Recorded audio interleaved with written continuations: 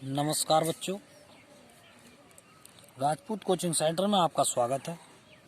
देखिए, कल हमने पढ़ाया था आपको इंटरमीडिएट फिजिक्स पहला लेसन। वैद्युत द्विध्रुव के कारण अक्षीय स्थिति में वैद्युत क्षेत्र की तीव्रता का सूत्र हमने स्थापित कराया था। आज हम वही सूत्र स्थापित कराएंगे, लेकिन अब अक्षीय स्थिति में नहीं, निरक्षीय स्थिति में कराएंगे। तो किसी वैद्युत द्विध्रुव के कारण निरक्षीय स्थिति में वैद्युत क्षेत्र की तीव्रता के लिए व्यंजक प्राप्त कीजिए। तो सूत्र की स्थापना। तो प्यारे बच्चों, निरक्षीय स्थिति क्या होती है? देखिए, माना AB एक वैद्युत द्विध्रुव है। माना AB एक वैद्युत द्विध्रुव है जिसके A सिरे पर प्लस Q और B सिरे पर माइनस Q कूलाम के आवेश एक दूसरे से अल्प दूरी 2L पर स्थित है। ठीक, इसके मध्य बिंदु O से इसकी निरक्षीय स्थिति में कोई बिंदु P है जहां हमें वैद्युत क्षेत्र की तीव्रता ज्ञात करनी है। देखिए, जब ये मध्य में है तो यहां से यहां तक की दूरी L हो गई और यहां से यहां तक की दूरी भी L हो गई, तभी तो 2L मानी जाएगी, क्योंकि दोनों आवेशों के बीच की दूरी जो होती है वो 2L होती है। अब देखिए, माना प्लस Q आवेश के कारण वैद्युत क्षेत्र की तीव्रता बिंदु P पर E1, तो इसकी जो दिशा होगी वो ये होगी। प्लस के कारण प्लस से दूर इसकी दिशा होती है, ठीक। और माइनस Q के कारण जो तीव्रता होती है वो माइनस की ओर होती है, ऐसे ऊपर को, यहाँ से माइनस की ही तरफ को होती है, ठीक है। तो इसकी जो दिशा हो गई वो इधर को हो गई। तो माइनस Q के कारण जो इसकी तीव्रता हो गई वो E2 हो गई। अब देखिए, अगर हम इसका ग्राफ खींचें तो ये जो E1 व E2 हैं ये एक ही साइड है, एक ही चतुर्थांश में है, एक ही साइड है। तो इनका जो परिणामी तीव्रता होगी वो इन दोनों का योग होगी। जो परिणामी तीव्रता होगी E बराबर जो होगी वो होगी E1 प्लस E2, ये होगी, ठीक है। तो आइए अब इसकी थ्योरी लिखते हैं। माना AB एक वैद्युत द्विध्रुव है। माना AB एक,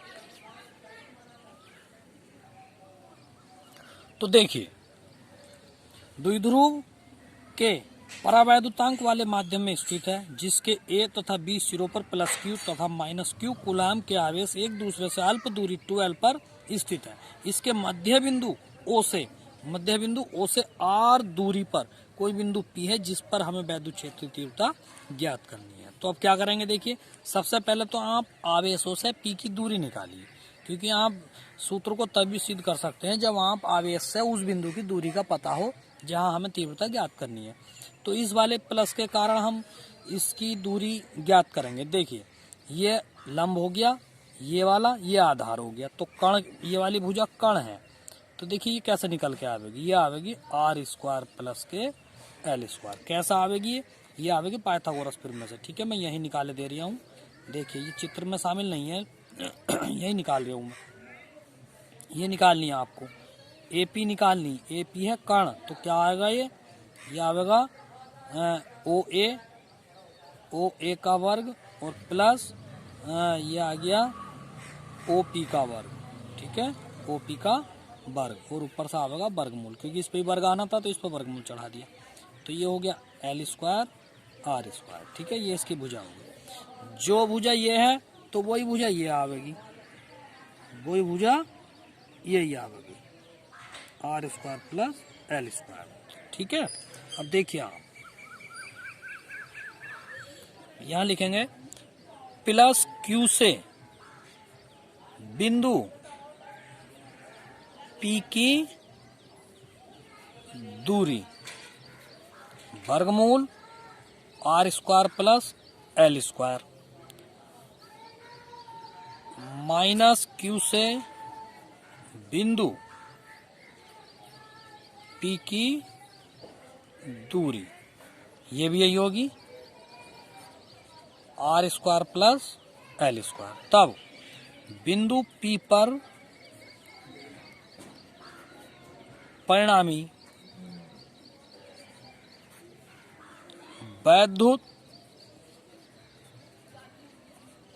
क्षेत्र की तीव्रता, देखिए E बराबर होगी E1 cos theta plus E2 cos theta. समीकरण नंबर 1। देखिए परिणामी तीव्रता E बराबर E1 cos theta plus E2 cos theta. अब आप पहले E1 का मान निकालिए, प्लस Q के कारण बिंदु P पर वैद्युत क्षेत्र की तीव्रता, ये लिखेंगे।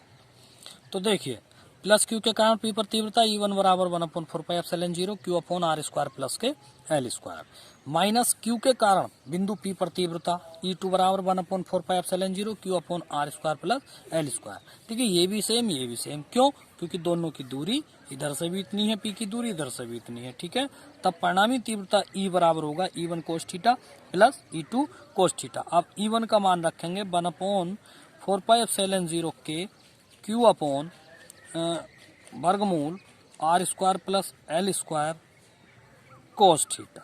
ठीक, प्लस ऐसे E2 का मान रखेंगे 1/4πε0 के Q अपॉन वर्गमूल R square plus L square और cos थीटा। देखिए ये दो जगह आ गया अभी, तो क्या करेंगे 1/4πε0 के Q अपॉन वर्गमूल R स्क्वायर प्लस के L स्क्वायर, तो ये भी सेम ये भी सेम, क्या जगह? दो जगह, तो दो आगे तो लिखो मत, cos थीटा कर दो 2 cos थीटा। अब cos थीटा का मान निकाल के पहले यहाँ रखेंगे। ठीक है, यहाँ कर रहा हूं मैं, पहले cos थीटा का मान निकाल के, cos थीटा का मान निकालिए पहले। ठीक है, देखिए यहाँ दोबारा से देखेंगे, यहाँ पे वर्ग है तो वर्ग से वर्गमूल खत्म हो जाएगा, लेकिन अभी करा नहीं है, आप कर भी सकते थे। ठीक है, मैं थोड़ा मेरा ध्यान नहीं रहा है, तो आप यहाँ पे वर्गमूल से इसको वर्ग काट भी सकते थे। ठीक है, तो आप यहाँ पे काट दीजिए, मान रखिए cos थीटा का L बटे, ये रखेंगे मान cos थीटा का, तो E बराबर आएगा 1/4πε0 के और Q upon R square plus के L स्क्वायर। अब cos थीटा का मान रखेंगे, जगह कम रह गई, यहाँ पर cos थीटा का मान रखेंगे R square plus L square. ठीक है, देखिए यहाँ पे लिख रहा हूँ मैं, तो अब क्या करेंगे, दो और रह गया अभी। ठीक है, यहाँ पर दो और लगा दीजिए, तो 1/4πε0 के, तो ये दो आगे ले लो, दो ये वाला आया, ये कभी सोचो कहाँ से आ गया ये वाला दो, तो 2QL बटे R स्क्वायर प्लस के L स्क्वायर तो है ये, और ये जो वर्गमूल का चिन्ह बन रहा है इस पर लगा दो आप घात, क्योंकि वर्गमूल का चिन्ह बना लो, या फिर घात 1/2 चढ़ा दो, ये चढ़ गई।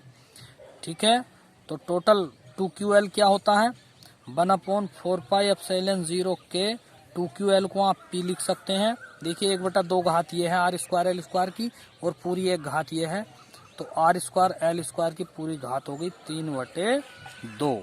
ठीक है, 3/2 हो गई है। देखिए ये L बहुत छोटी राशि है, L स्क्वायर को छोड़ दो, तब E बराबर आ गया 1/4πε0 के और P बटे R स्क्वायर बचा खाली, और ऊपर से है इसकी घात 3/2, तो दो घात से दो घात खत्म हो गई, तो E बराबर आ गया 1/4πε0 के P बटे R की घात 3। तो ये इसका डेरिवेशन सिद्ध हो गया। ठीक है, तो आज के लिए इतना ही काफ़ी है, काफ़ी लंबा डेरिवेशन है, टाइम भी पूरा हो गया आपका, और ध्यान देंगे कल इसी समय हम आपको पुनः पढ़ाएंगे, और प्रत्येक बच्चा अपना काम पूरा कीजिए। ठीक है, और दूसरी बात, जो भी बच्चा देखे वीडियो को लाइक करे, सब्सक्राइब करे। ठीक है, ताकि हमें पता चल जाए कि आपने हमारा वीडियो देखा है और आप पढ़ाई कर रहे हैं। Thank you.